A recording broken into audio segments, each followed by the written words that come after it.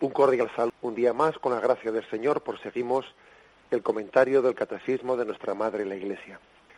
Pues ahí tenéis el libro de Segundo de Reyes, capítulo 23, versículos 4 y siguientes. Dice: el rey ordenó a Gilquías, el segundo de los sacerdotes, y a los encargados del umbral, que sacaran del santuario de Yahvé todos los objetos que se habían hecho para Baal, para Aserá y para todo el ejército de los cielos. Los quemó fuera de Jerusalén, en los yermos del Cedrón.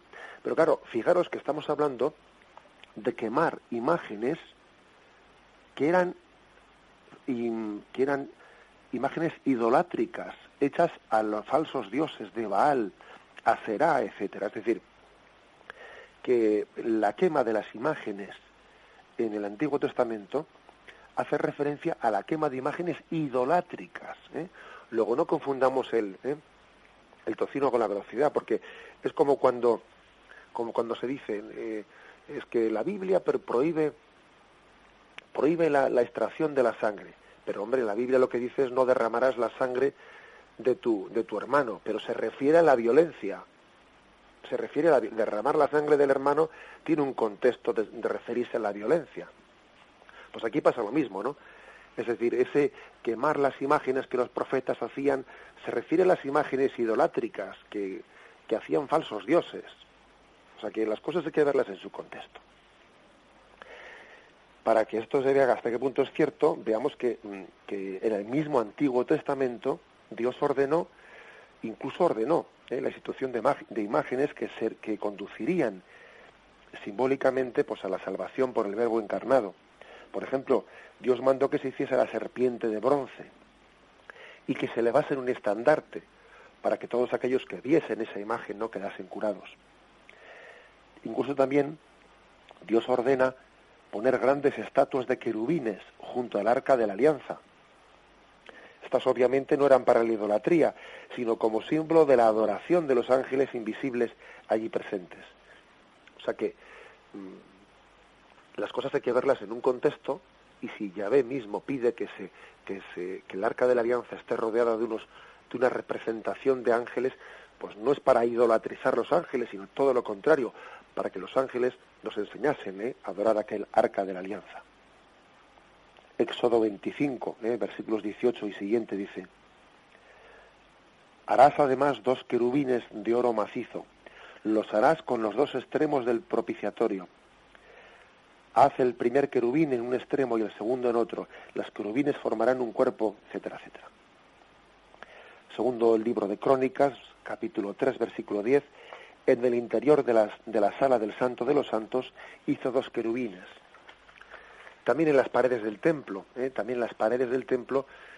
según narra el libro de Crónicas, segundo libro de Crónicas, pues se ve cómo se hizo esculpir distintas imágenes. Luego, obviamente estas imágenes no eran idolátricas, sino que eran símbolos que inspiraban el culto al único Dios verdadero, creador de todas las cosas, al único Dios invisible,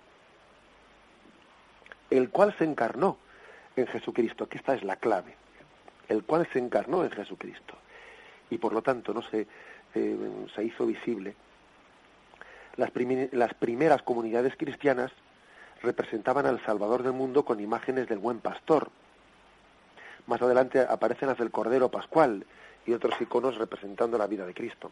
De hecho, este catecismo de la Iglesia Católica que estamos comentando recoge algunas de esas imágenes. La primera imagen que recoge, si tenéis el libro, pues es antes la imagen que introduce la primera parte del catecismo, la del credo. Es una imagen antiquísima de la catacumba de Priscila, principios del siglo III. Es la imagen más antigua de la Santísima Virgen que tenemos, del siglo III. Una de las más primitivas figuras del arte cristiano. Representa el tema central de la fe, el misterio de la encarnación del Hijo de Dios, de la Virgen María. Bueno, pues eso lo recoge este catecismo. Y en la introducción a la segunda parte, que es la que nos encontramos ahora, a la parte de la liturgia, también se recoge un fresco de la catacumba de los santos Pedro y Marcelino, a principios del siglo IV. Es una escena que representa el encuentro de Jesús con la mujer hemorroísa. Esta mujer, que sufrió durante largos años es curada al tocar el manto de Jesús, gracias a la fuerza que había salido de él. Bueno, pues estas son imágenes del siglo III, el siglo III del siglo IV. ¿Qué quiere decir eso? Pues que los primeros cristianos no se habían hecho ningún lío. La herejía iconoclasta, como decimos, aparece pues en el siglo VII, una vez que el Islam ha aparecido, y introduce una presión tremenda, pues por acusar a cualquiera que haga una imagen de que es un idólatra, extrayendo y sacando de contexto pues ciertos textos del Antiguo Testamento, etcétera. Hay que decir que el Hijo de Dios, al encarnarse, Jesucristo, inaugura una nueva economía de gracia, es decir, una nueva forma de estar Dios presente y representado entre nosotros. Mientras que antes de Cristo nadie podía ver el rostro de Dios, ahora en Cristo Dios se hace visible. Antes de Jesús las imágenes con frecuencia representan a los ídolos, pero ahora en la plenitud de los tiempos el verdadero Dios quiso encarnarse y tener así imagen humana. Jesucristo es la imagen visible de Dios. Es la imagen del invisible. Eso nos lo dice el Catecismo también, En el punto 476 dice: como el Verbo se hizo carne, asumiendo una verdadera humanidad, el cuerpo de Cristo era limitado. Por eso se puede pintar. Porque claro, la humanidad de Cristo es limitada. Por eso se puede pintar la faz humana de Jesús. La Iglesia reconoce que es legítima, pues, su representación en imágenes sagradas. Fijaros, San Juan, capítulo 14, versículo 9. Le dice Jesús: ¿tanto tiempo hace que estoy con vosotros y no me conoces todavía, Felipe? El que me ha visto a mí, ha visto al Padre. Ojo, dice, el que me ha visto a mí, ha visto al Padre. ¿Cómo dices tú, muéstranos al Padre? Mírame a mí, mírame, mira esa imagen. ¿Cómo va a ser incorrecto, pues, representar esa imagen si Jesús le dijo a Felipe, el que me ha visto a mí, ha visto al Padre? Hay pues una misericordia de Dios de la que no debemos avergonzarnos, ¿no? Que es la misericordia de dejarse ver, tocar y palpar. Como aquel Tomás que necesitó ver y palpar. Y Jesús le dice: dichosos los que crean que sin haber visto, ciertamente, pero Jesús, sabiendo nuestra dificultad de creer, le permite a Tomás, ¿no?, imagen de todos nosotros que necesitamos también de nuestros sentidos, ¿no?, para acercarnos al misterio de Dios. Esa es, pues, parte de la misericordia de Dios. Las imágenes de la Virgen Santísima y de los santos también matizamos nosotros que son veneradas, son veneradas sencillamente, no se las adora. Adorar algo, alguien fuera de Dios es idolatría. Hay que saber distinguir entre adorar y venerar. San Pablo enseña la necesidad de recordar con especial estima a nuestros precursores en la fe, por ejemplo. Ellos nos han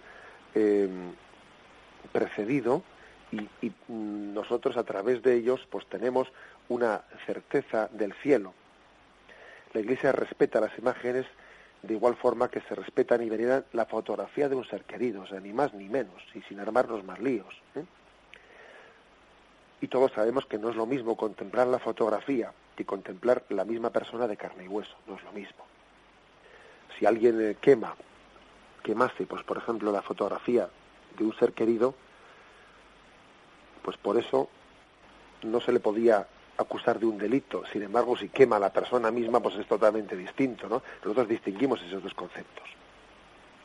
Bien, pues esta matización, como veis, es importante, porque es que la historia de la Iglesia ha tenido mucha lucha, mucha incomprensión, y el último momento fue en la Reforma Protestante.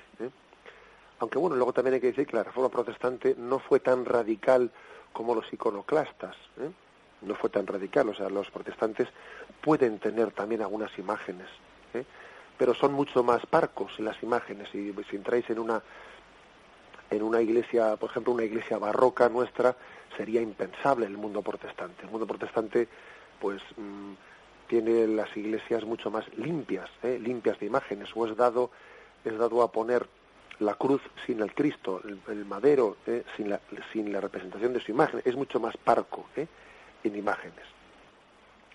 Bien, hecho este pequeño recorrido histórico, antes de continuar con el siguiente punto del catecismo, nos despedimos con la bendición de Dios Todopoderoso. Padre, Hijo y Espíritu Santo, descienda sobre vosotros. Alabado sea Jesucristo.